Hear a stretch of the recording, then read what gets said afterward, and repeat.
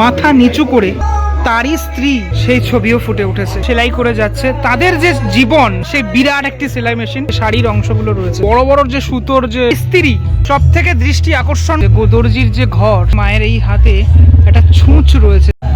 কাকুরগাছি অন্যতম পুজো, কাকুরগাছির যুবক বৃন্দ, সেই যুবক বৃন্দের এবছর যে থিমের নাম সেটা হচ্ছে রূপকার। এবছর যে মণ্ডপটা করা হয়েছে সেই মণ্ডপের আমি ভিতরে ঢুকে গেছি অলরেডি, সেজে উঠেছে মণ্ডপ, তোমরা তো দেখতে পাবেই যখন আসবে। এখানে এই সেলাই যারা করেন, সেলাই মেশিন সেলাই যারা করেন তাদেরকেই টোটাল উৎসর্গ করে মণ্ডপটি গড়ে উঠেছে। মণ্ডপের একদম সামনের অংশটাতেই আমি দেখতে পাচ্ছি একজন এখানে সেলাই মেশিন নিয়ে সেলাই করছেন, সেটা দেখতে পাচ্ছি। ধীরে ধীরে যাব ভিতরের অংশটাতে, চলো যাওয়া যাক।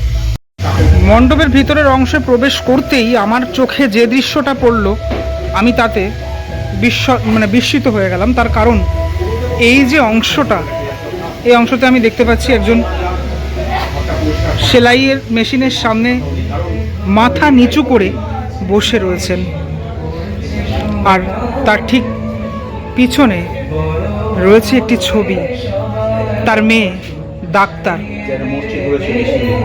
তিনি বসে রয়েছেন মাথা নিচু করে। এবং এই অংশটাতে আমি যেটা দেখতে পাচ্ছি সেটা হচ্ছে তারই স্ত্রী এখানে শুয়ে রয়েছে, এবং এখানে মা বাবার সাথে তার সন্তান, তার যে ছবি সেই ছবিও ফুটে উঠেছে। নিশ্চয়ই কিছুটা আন্দাজ করতে পারছো, এই জায়গাটাকে দেখে কিছুটা নিশ্চয়ই আন্দাজ করতে পারছো। সমসাময়িক ঘটনা, সেই ঘটনার সাথে নিশ্চয় রিলেট করতে পারছো। আমরা সকলেই জানি আরজি কর হসপিটালে যে নির্মম হত্যাকাণ্ড হয়েছিল তার সাথে কিছুটা নিশ্চয়ই আন্দাজ করতে পারছো তোমরা। চলে আসি এই সেকশানে, আমি যেখানে দেখতে পাচ্ছি এই মানুষটি অনবরত কিন্তু এখানে সেলাই করে যাচ্ছে। তাদের যে জীবন, তাদের যে জীবিকা, সেই জীবিকাটাই কোথাও না কোথাও এখানে ফুটিয়ে তোলার চেষ্টা করা হয়েছে। আমাদের অনেকের বাড়িতে এই সেলাই মেশিন আগে থাকতো বা এখনও রয়েছে, এবং ব্যাকগ্রাউন্ডে যে মিউজিক বাজছে সেই মিউজিক তোমরা শুনতে পাচ্ছ, একটা অনবদ্য একটি মিউজিক। তোমরা যখন আসবে ভীষণ ভালো লাগবে। এখানে বিরাট যে সেলাই মেশিন, সেই বিরাট একটি সেলাই মেশিন এখানে রয়েছে, এটা কিন্তু অনেকটা বড়। এই মণ্ডপে আমি এসছিলাম প্রিপারেশনে, তোমাদেরকে দেখিয়েছিলাম হালকা করে। ওপরের অংশটাতে বহু জামা কাপড় রয়েছে যেগুলো সেলাইয়ের জন্য রয়েছে, এবং এই যে পার্টগুলো সেখানে বহু শাড়ি, সে শাড়ির অংশগুলো রয়েছে। আমি একটু ওয়াইডলি ব্যাপারটা দেখালে ব্যাপারটা দাঁড়ায় খানিকটা এরকমটা, ঠিক আছে? মানে এই মণ্ডপের একটা সাইড, একটা ধার এটা। এই সেলাই মেশিনটার পিছনে আমি দেখতে পাচ্ছি বহু সুতো, ঠিক আছে? সেই সুতোগুলো রয়েছে। আমি যখন এসেছিলাম তখন দেখেছিলাম বিভিন্ন কালারের সুতো, সেগুলো ব্যবহার করা হচ্ছে মণ্ডপ তৈরিতে, মণ্ডপ সজ্জা ব্যবহার করা হচ্ছে। ধীরে ধীরে এগিয়ে যাব মণ্ডপের পরবর্তী যে সেকশন, সেই সেকশানে। এই হচ্ছে পরবর্তী সেকশনটা। এখানে ওই বড় বড় যে সুতোর যে ইয়েগুলো, তোমার রিলগুলো, ওইগুলো যেগুলো আমি দেখিয়েছিলাম, ওই জিনিসগুলো রয়েছে। একটা বিরাট কাঁচি রয়েছে, এ দেখো এই প্রফেশনের সাথে যুক্ত কাঁচি, সে কাঁচি রয়েছে বিরাট আকারের একটা কাঁচি। আমি আবহে শুনতে পাচ্ছি দর্জিপাড়ার নাম। দর্জিপাড়া কিন্তু অনতি দূরেই, এই এলাকা থেকে অনতি দূরেই, ঠিক আছে? সেই দর্জিপাড়ার নাম আমি শুনতে পেলাম, এই জায়গাটার নাম। আচ্ছা, এইখানে অনেক শার্ট রয়েছে, ঠিক আছে? আর নিচের অংশগুলোতে দেখালাম আমি তোমাদের, শাড়ি রয়েছে। এই সেকশনটাতে সমস্ত যে সেলাই মেশিন যেগুলো অরিজিনাল, হ্যাঁ, সেগুলোকে এখানে এইভাবে ডিসপ্লে করা হয়েছে, এগুলো এক্সিকিউট করা হয়েছে এইরকমভাবে। এবং আমি আবারও একটা সেকশানে চলে আসলাম যেখানে দুটি বড় বড় ইস্ত্রি, ঠিক আছে? এই ইস্ত্রি এখন দেখা যায় ঠিকই, কিন্তু বাড়িতে এখন ইলেকট্রিক ইস্ত্রির চল উঠে আসছে এখন, ঠিক আছে? আর ওপরে এইটা আরও একটা তোমার ওই সুতো কাটার যে জিনিসটা, সেই জিনিসটা রয়েছে এখানে। আচ্ছা, এটা সুতো কাটার কিছু নয়, এটা হচ্ছে ক্লিপ, ঠিক আছে? মানে ওই জামা কাপড় ইয়ে করার যে ক্লিপ, সেই ক্লিপ রয়েছে এখানে। দুটি বাচ্চার ছবি এখানে রয়েছে অনবদ্য। এই বাচ্চা দুটোর ছবি দেখলে তোমার খুব ভালো লাগবে, খুব সুন্দর করেছে এটা। একটা কাপড় থেকে একজন দর্জি পর্দা বানায়, সেটাকেই এখানে এই ফর্মটাকে দেখানোর চেষ্টা করা হয়েছে। আমি জানি না কতটুকু দেখা যাচ্ছে এখান থেকে, আমি কাছে যাব। এই আলমারিটার মধ্যে লক্ষ্মী গণেশের জায়গায় শুধুমাত্র গণেশ রয়েছে, দেখো শুধুমাত্র গণেশ রয়েছে, লক্ষ্মী নেই। এবার আসি এই সেকশনটাতে।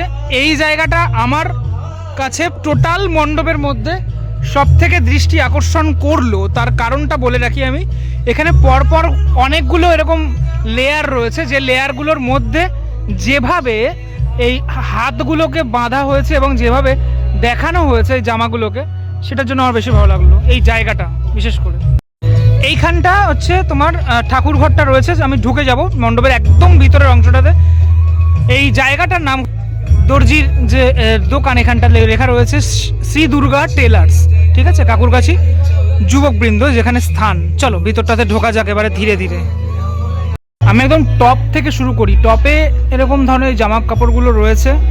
টপ থেকে তোমাদেরকে ধীরে ধীরে মাতৃ প্রতিমার কাছে আসবো। তার আগে একটুখানি দেখাই, এই টোটাল তোমাদের ওয়াইডলি দেখিয়ে দিই পুরো বিষয়টাকে, কিভাবে এখানে এই ভিতরের অংশটা ফুটিয়ে তোলা হয়েছে। দর্জির যে ঘর, সেই ঘর আমি এখন দেখতে পাচ্ছি চারিদিকটা ঠিক এরকম আলো আধারিতে ফুটে উঠেছে। এবার আসি মাতৃ প্রতিমা। মাতৃ প্রতিমা আমি প্রিপারেশনের সময় এসেছিলাম, দেখে গিয়েছিলাম, কিন্তু কিছু এমবার্গো থাকে, তাই জন্য তোমাদেরকে তখন দেখানো হয়নি।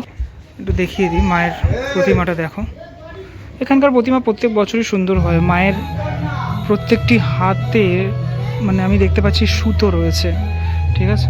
মায়ের হাতে কিন্তু কোনো অস্ত্র নেই এখানে, একটা অপূর্ব প্রতিমা এখানে।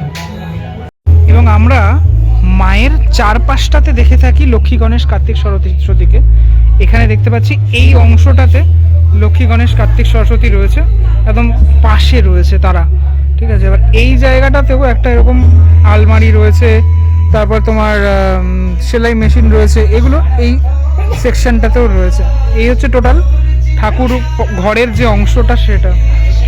এবার এর সাথে তুমি রিলেট করছো নিশ্চয়ই তিলোত্তমার যে ঘটনা, অর্থাৎ আরজি করের যে ঘটনা, নির্মম হত্যাকাণ্ড ঘটেছে, তার সাথে কিছুটা তুমি রিলেট করতে পারছো, কারণ তার বাবা মাও এই প্রফেশনের সাথেই জড়িত ছিল এবং আবহের মধ্যেও সেটা স্পষ্ট।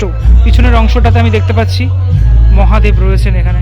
আমি একটা জিনিস ফলো করলাম, যেটা এই যে মায়ের সামনের যে দুটো হাত, এখানে হোমের আগুন, সেই আগুন রয়েছে। একদম অন্য রকমের প্রতিমা, ভীষণ একটা সুন্দর প্রতিমা।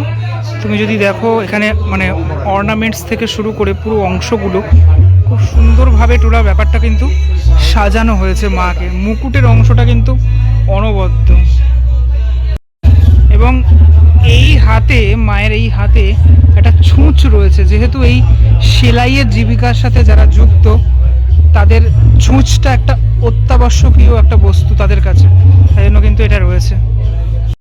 পুরো অংশটা একটু ওয়াইডলি তোমাদেরকে দেখানোর চেষ্টা করি ভিতরের। এই হচ্ছে টোটাল পুরোটা।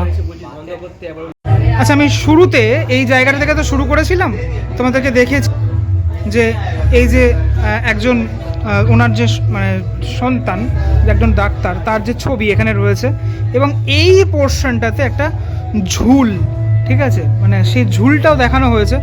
এটাও কিন্তু মণ্ডপের অংশ, ভেবো না যে এখানে এমনি ঝুল পড়ে গেল হট করে, ঠিক আছে, এটাও কিন্তু মণ্ডপের একটা অংশ, ঠিক আছে। এবং এই অংশগুলোতেও এরকম ঝুলগুলো রয়েছে, ঠিক আছে, ঘরের এই অংশগুলোতেও ঝুলগুলো রয়েছে।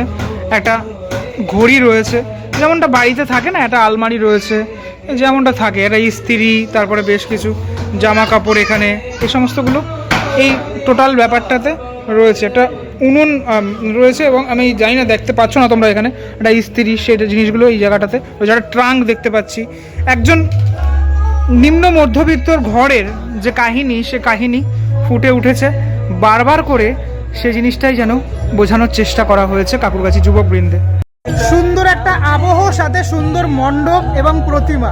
কেমন লাগলো ভিডিওটি সেটা আমাকে অবশ্যই জানিও। ফিডব্যাক, তোমাদের ফিডব্যাক কমেন্টের মাধ্যমে আমি পড়ি, বুঝতে পারি কেমনটা লাগলো এই টোটাল মণ্ডপ। এবং পরিবেশটা দারুণ, আবহ অত্যন্ত সুন্দর। ঠিক আছে, চলো পরবর্তী ব্লগে দেখা হচ্ছে খুব শীঘ্রই। ততক্ষণের জন্য বিরতি নেবো। ভালো থাকো সবাই, টাটা।